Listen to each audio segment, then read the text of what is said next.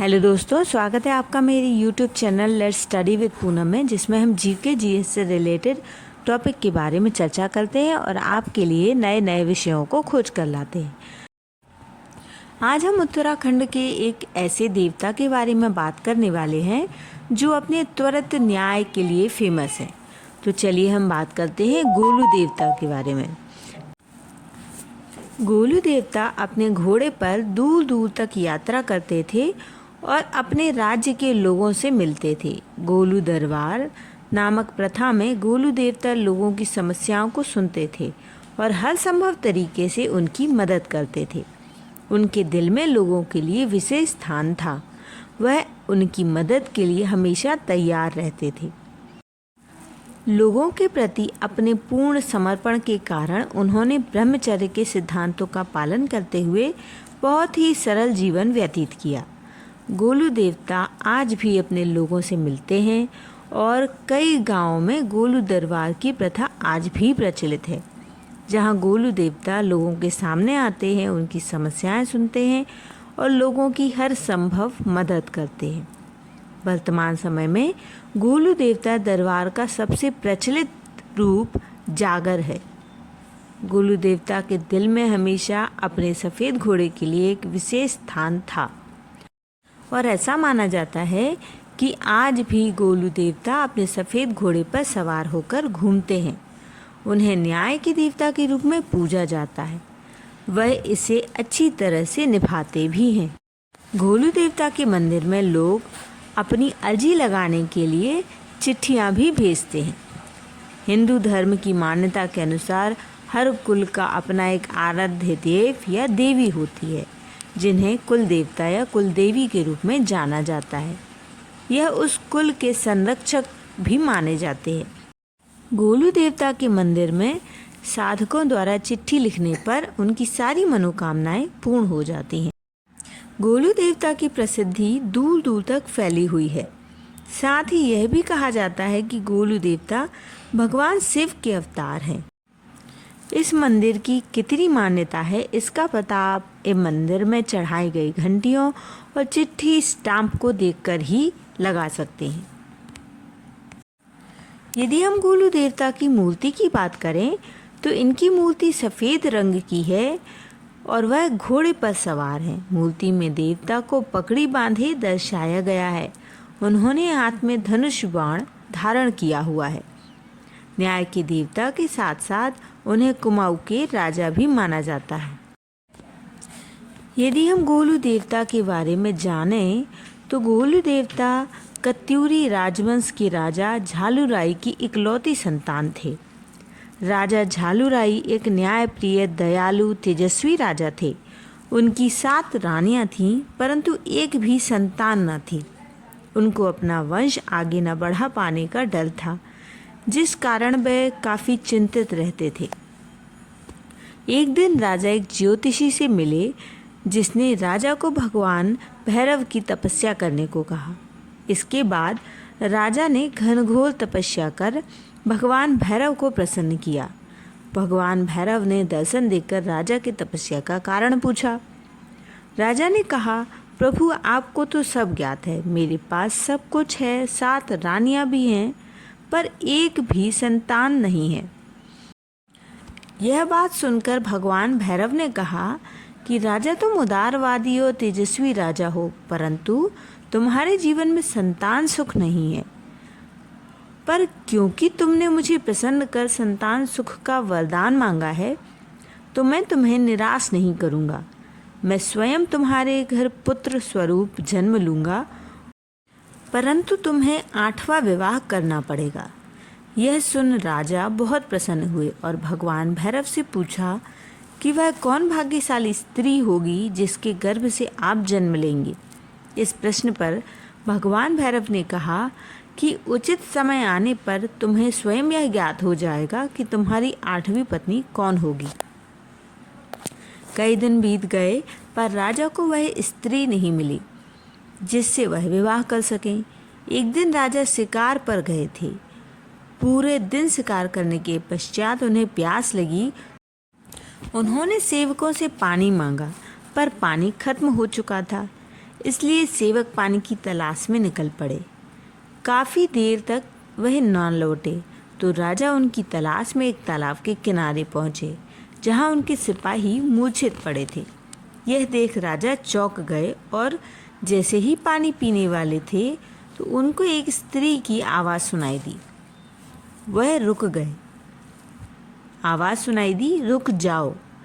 इन सभी ने भी यही गलती की थी। यह तालाब मेरा है, मेरी आज्ञा के बिना तुम पानी नहीं ले जा सकते। वह स्त्री बहुत सुंदर थी। राजा उसे देखकर मंत्रमुग्ध हो गए। राजा ने बताया कि वह इस राज्य के राजा झूलूराई हैं और पूछा कि देवी आप कौन हैं, तो इस वन में क्या कर रही हैं। उस स्त्री ने बताया कि पंच देवताओं की बहन कलिंगा हूँ मैं, और राजा झालूराई को यह साबित करने को कहा कि वह राजा हैं। इस पर झालूराई ने कहा कि आप ही बताएं देवी, मैं आपको अपने राजा होने का प्रमाण कैसे दे सकता हूँ। स्त्री ने पास में ही आपस में लड़ते हुए दो भैंसों को देखा और कहा कि आप इनको अलग कर सकें तो मैं मान जाऊंगी कि आप ही राजा झालूराई हैं। राजा ने काफ़ी प्रयास किए पर सफल ना हो सके। यह देख कलिंगा ने स्वयं उन दो भैंसों को अलग कर उनकी लड़ाई समाप्त करवा दी। राजा यह देख काफ़ी प्रभावित हुए और देवी कलिंगा को अपनी 8वीं पत्नी बनाने की ठान ली और विवाह का प्रस्ताव पंच देवताओं के सम्मुख रखा। पंच देवता ने राजा झालूराई की महानता से प्रभावित होकर दोनों का विवाह करा दिया। कुछ ही वक्त बाद रानी कलिंगा गर्भवती हुई और यह देख सातों रानियां रानी कलिंगा से जलने लगीं। सातों रानियों ने मिलकर योजना बनाई कि कैसे भी रानी कलिंगा की संतान को खत्म करना चाहिए। सातों रानियों ने रानी कलिंगा से कहा, एक ज्योतिष ने उन्हें बताया कि जन्म के वक्त अगर तुम अपनी संतान को देखोगी तो वह मर जाएगी। जल्द ही प्रसव का दिन आया। रानी कलिंगा की आंखों पर पट्टी बांध दी गई।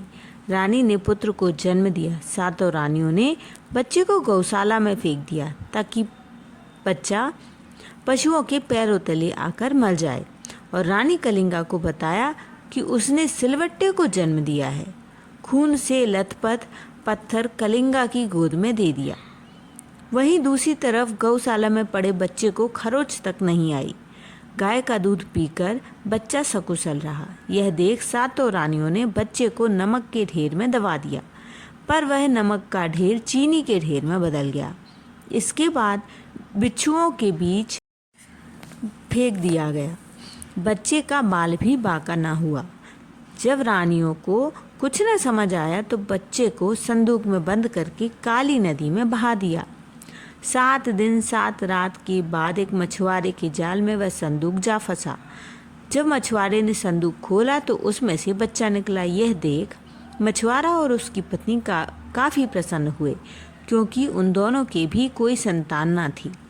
दिन बीतते गए, लड़का बड़ा हो चुका था। वहीं दूसरी तरफ राजा झालूराई अपनी किस्मत से काफ़ी निराश थे।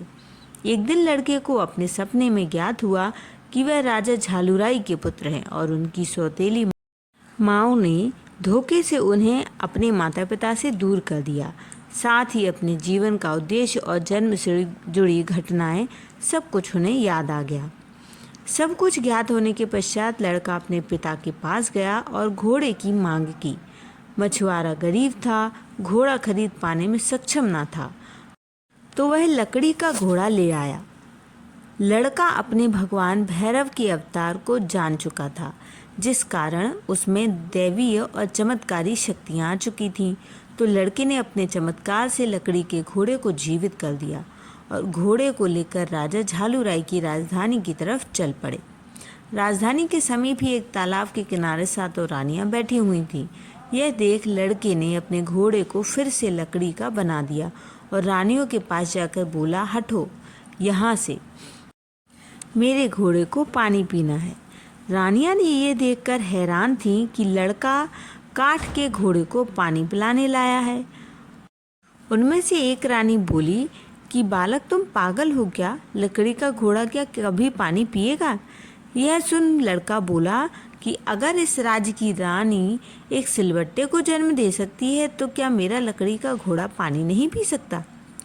रानियां लड़के के दुस्साहस को देख काफ़ी क्रोधित हुईं और लड़के की शिकायत राजा से की। लड़के को पकड़कर राजा के सन्मुख महल ले जाया गया।